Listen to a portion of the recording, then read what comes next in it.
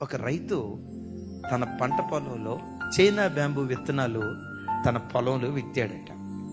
ఆ విత్తనాల ప్రక్కనే కూర మొక్కలు వేసాడు. కూర విత్తనాలు వేసిన తోటనే వారంలోనే 2 వారాల్లోనే అది మొలకెత్తాయి, మొక్క అయిపోయింది.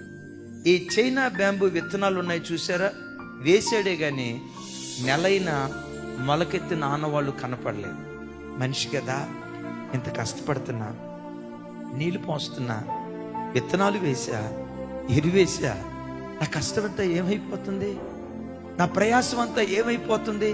అయినా చూద్దాం, ఈ సంవత్సరం కూడా ప్రయత్నం చేద్దామని ఆ విత్తనాలకు నీళ్లు పోస్తూనే ఉన్నాడు, ఎరువేస్తూ ఉన్నాడు. 5వ సంవత్సరం కూడా పట్టు వదలకుండా నీళ్లు పోయటం ప్రారంభించాడు.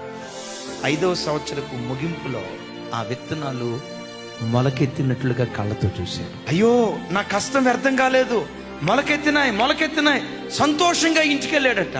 మొలకెత్తినాయి అని చెప్పి మరలా తర్వాత రోజు వచ్చాడు, నీళ్లు పోసాడు. విచిత్రం ఏంటో తెలుసా, 42 రోజుల్లో 90 అడుగులు ఎత్తు పెరిగిందట. అది 90 అడుగులు ఎత్తు.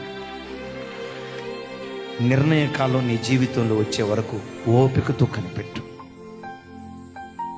మర్చిపోడు, నీకు అన్యాయం చేయడం, నిన్ను అనాథన చేయడం, దిక్కులేని వాడిగా నిన్ను, నీ పిల్లల్ని దేవుడు విడిచిపెట్టడం, నువ్వు కార్చిన ప్రతి కన్నీటి చుక్కకు ఏదో ఒక రోజు తప్పకుండా దేవుడు ప్రతిఫలం ఇవ్వటం ప్రారంభిస్తాడు.